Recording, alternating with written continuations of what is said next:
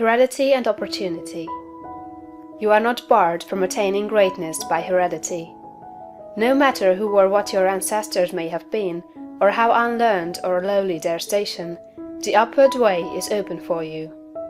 There is no such thing as inheriting a fixed mental position. No matter how small the mental capital we receive from our parents, it may be increased. No man is born incapable of growth. Heredity counts for something. We are born with subconscious mental tendencies, as for instance, a tendency to melancholy or cowardice, or to ill temper.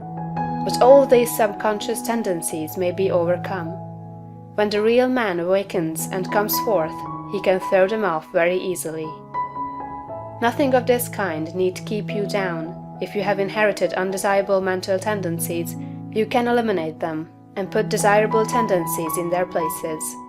An inherited mental trait is a habit of thought of your father or mother impressed upon your subconscious mind. You can substitute the opposite impression by forming the opposite habit of thought.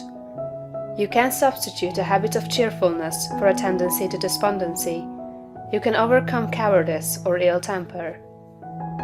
Heredity may count for something too, in an inherited conformation of the skull. There is something in phrenology, if not as much as its exponents claim. It is true that the different faculties are localized in the brain, and that the power of a faculty depends upon the number of active brain cells in its area. A faculty whose brain area is large is likely to act with more power than one whose cranial section is small. Hence, persons with certain conformations of the skull show talent as musicians, orators, mechanics, and so on. It has been argued from this that a man's cranial formation must, to a great extent, decide his station in life, but this is an error. It has been found that a small brain section, with many fine and active cells, gives as powerful expression to faculty as a larger brain with coarser cells. And it has been found that by turning the principle of power into any section of the brain, with the will and purpose to develop a particular talent, the brain cells may be multiplied indefinitely.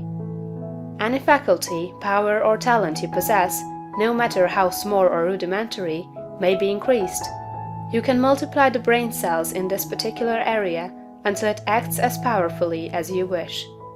It is true that you can act most easily through those faculties that are now most largely developed. You can do, with the least effort, the things which come naturally, but it is also true that if you make the necessary effort, you can develop any talent. You can do what you desire to do, and become what you want to be.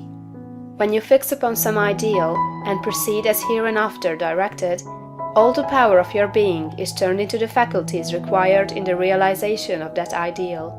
More blood and nerve force go to the corresponding sections of the brain, and the cells are quickened, increased, and multiplied in number. The proper use of the mind of man will build a brain capable of doing what the mind wants to do. The brain does not make the man makes the brain. Your place in life is not fixed by heredity, nor are you condemned to the lower levels by circumstances or lack of opportunity. The principle of power in man is sufficient for all the requirements of his soul.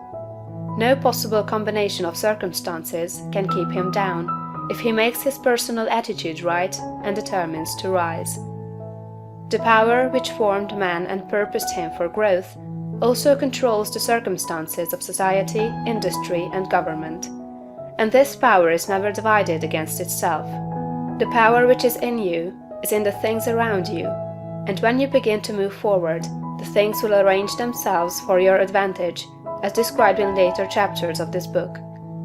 Man was formed for growth, and all things external were designed to promote his growth. No sooner does a man awaken his soul and enter on the advancing way, than he finds that not only is God for him, but nature, society, and his fellow men are for him also, and all things work together for his good if he obeys the law. Poverty is no bar to greatness, for poverty can always be removed. Martin Luther, as a child, sang in the streets for bread. Linnaeus, the naturalist, had only $40 with which to educate himself. He mended his own shoes, and often had to beg meals from his friends. Hugh Miller, apprenticed to a stonemason, began to study geology in a quarry. George Stephenson, inventor of the locomotive engine, and one of the greatest of civil engineers, was a coal miner, working in a mine, when he awakened and began to think. James Watt was a sickly child, and was not strong enough to be sent to school. Abraham Lincoln was a poor boy. In each of these cases, we see a principle of power in the man that lifts him above all opposition and adversity. There is a principle of power in you. If you use it and apply it in a certain way, you can overcome all heredity, and master all circumstances and conditions, and become a great and powerful personality. End of chapter 2.